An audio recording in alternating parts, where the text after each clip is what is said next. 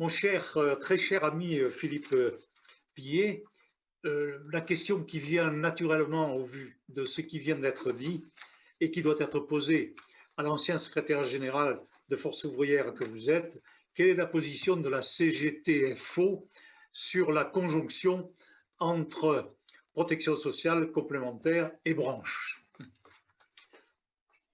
Bonjour à tous et à toutes. J'étais secrétaire confédéral, hein, pas secrétaire général. Mais, alors, notre position, elle est, je vais la qualifier d'historique.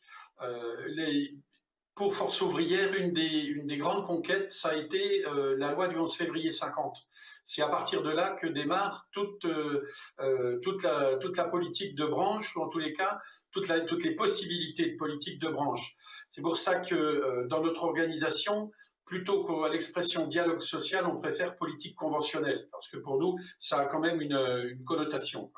Je me permettrai très modestement de m'associer aux remerciements et aux félicitations que Jacques Barthélémy vient d'adresser. J'adresse un salut très amical à Jocelyne et je partage intégralement ses propos. Ce qui nous paraît aujourd'hui, nous, tout à fait pertinent, c'est évidemment la branche. Ça a été dit à la fois par Renaud Giraudet et par Jocelyne que je viens de citer. C'est un élément d'abord fédérateur des branches sur le niveau de protection sociale complémentaire. C'est un élément, je vais oser le terme, de régulation de la concurrence. On l'a vu, hein, je vais évoquer ça un peu plus longuement, mais on l'a vu dans le combat qu'on a mené contre la décision du Conseil constitutionnel. On voit bien qu'il pourrait y avoir une tentation pour des branches dans lesquelles la masse salariale fait la grande majorité des coûts de gestion, il pourrait y avoir une tentation de diminuer la prestation, enfin de se servir de la protection sociale complémentaire comme variable d'ajustement. C'est évidemment ce qu'on ne souhaite pas. On a évoqué la solidarité, j'ai entendu Dominique Libaud, solidarité, mutualisation. C'est vrai que la solidarité et la mutualisation, c'est pas tout à fait pareil. La mutualisation, ça peut être considéré comme l'outil de la solidarité. Et donc, encore une fois aussi, Jacques Barthélémy l'a dit, on se place là dans un contexte où on fabrique. Alors, moi j'étais aussi, comme André Renaudin et Jacques Barthélémy, je suis plus favorable au terme de convention collective de sécurité sociale. Maintenant, aujourd'hui, on parle d'accord collectif de solidarité sociale pour ne pas heurter certaines oreilles, mais enfin, fondamentalement, le sujet est le même. Et donc, toute cette solidarité ne peut s'exprimer qu'à travers autre chose qu'une simple extension tarifaire de ce que font les régimes de base. On parle souvent du régime de base, mais il ne faut pas oublier non plus la caisse de mutualité sociale agricole. Il y a donc des régimes de base. Donc ça, c'est la première des choses. Je vais venir, comme m'y a invité Jacques Barthélémy, sur le combat que mon organisation a mené contre la décision du Conseil constitutionnel. Pour faire court, dans un pays de droit comme le nôtre, une fois que le Conseil constitutionnel a parlé, c'est quand même un peu compliqué. Donc, il y a un échelon quand même qui existe, que le Conseil constitutionnel visiblement n'avait pas envisagé, mais c'est l'échelon européen. Donc, nous nous sommes adressés au Comité européen des droits sociaux pour, très schématiquement, déférer la décision du Conseil constitutionnel en disant il n'y a pas que la liberté d'entreprise, il y a aussi la liberté de négocier. Cette liberté de négocier, elle est attachée, elle est dans la charte sociale européenne qui, je crois depuis le traité de Lisbonne, à force de constitution sociale européenne. Donc, c'est quelque chose qui s'impose, y compris à l'État français. Alors, je ne veux pas être trop long, je me permets de vous lire quelques lignes des attendus de la décision du 3 juillet 2018. Alors, je me tourne vers un autre écran, je suis désolé. Le comité, donc c'est le fameux comité, hein. Le comité note qu'en fondant sa décision sur la liberté contractuelle de l'employeur, le Conseil constitutionnel a fait prévaloir la liberté contractuelle sur le droit de négociation collective. De l'avis du comité, il n'y a pas de raison fondamentale d'accorder plus d'importance à la liberté contractuelle au détriment du droit de négociation collective.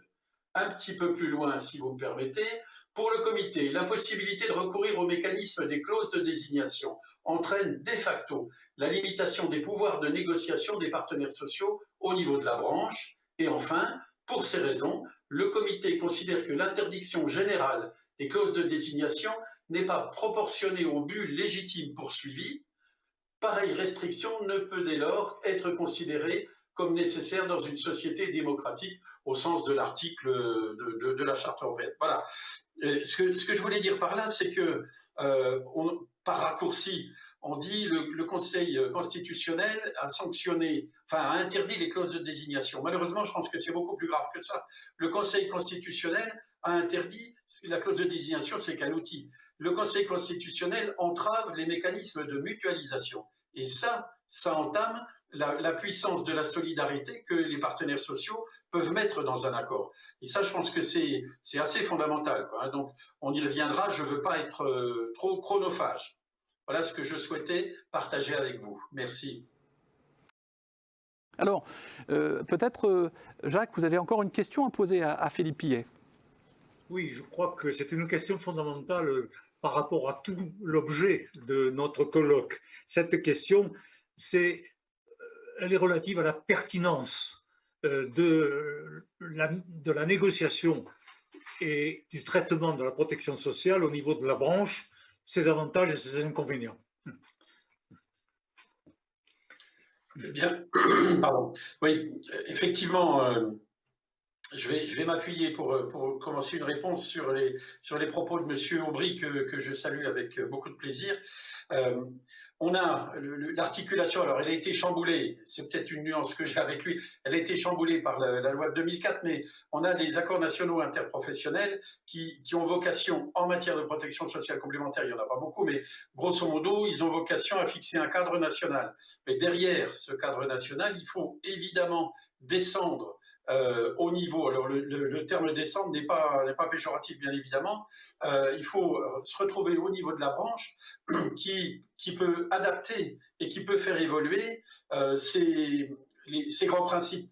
Ça c'est tout à fait important parce que là on est au plus près du terrain et on arrive à trouver des solutions à partir de grands principes. Ça, c'est important. Je vais citer aussi à nouveau Monsieur Aubry qui a tout à fait, à juste titre, souligné que ce qu'on appelle, nous, à FO, l'inversion de la hiérarchie des normes, ne touche pas la protection sociale collective, ce qui, à notre sens, est une bonne chose.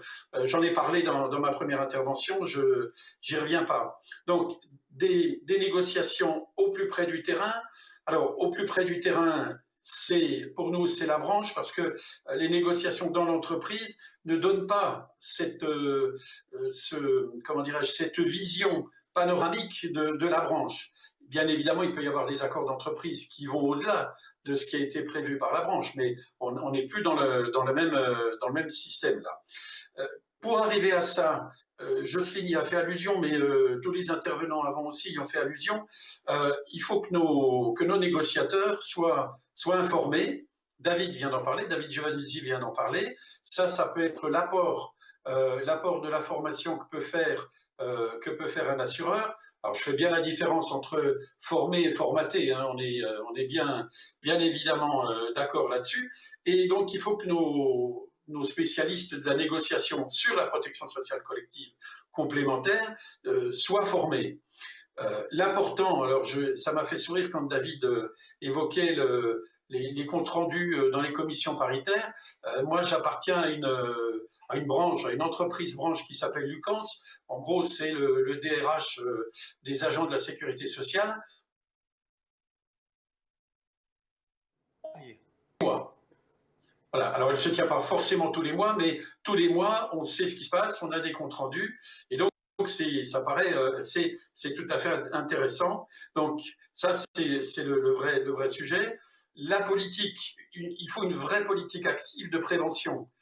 Alors, alors je suis désolé, c'est clin d'œil en tous les cas, parce que ça ne relève pas de leur convention collective, mais c'est un peu la tarte à la crème de citer les boulangers. On serait plutôt dans la convention collective de la pâtisserie, mais ce qu'ils ont fait, c'est au-delà du gadget. Dominique Libaud a cité l'asthme, il me semble qu'il y a aussi la carie. Donc ça, c'est tout à fait important. C'est important pourquoi? Parce que là, on est au cœur, on est sur le terrain, et c'est important parce que c'est de la prévention, et c'est important parce que la prévention, elle entraîne des coûts immédiats, mais elle va entraîner des économies futures, y compris d'ailleurs des économies pour le régime de base.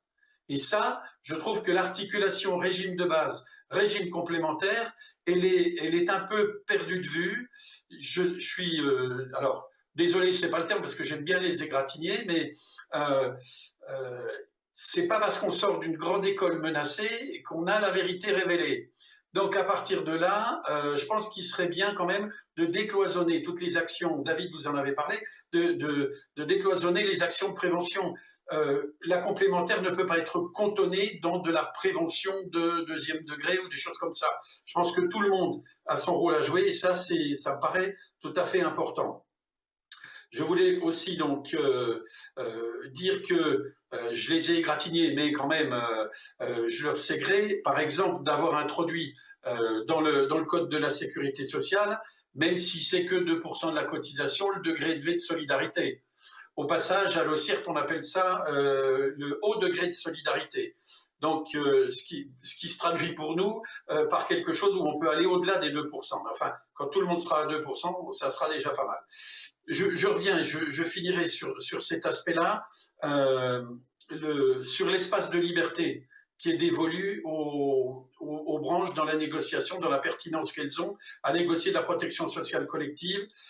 Mon organisation regrette qu'on soit de plus en plus encadré par des obligations légales. Alors, je ne remets pas en cause les contrats responsables, mais pour une image, puisque je vois que je dépasse quand même un petit peu le temps, pardon, mais on avait l'habitude de rouler sur une autoroute de 4 voies, les glissières étaient donc en fonction, et là, de plus en plus, on a eu une autoroute à 3 voies, puis à 2 voies, et là, j'ai peur qu'on se retrouve sur une départementale, donc ce qui ferait que l'appétence à négocier est quand même un peu contrainte par les restrictions.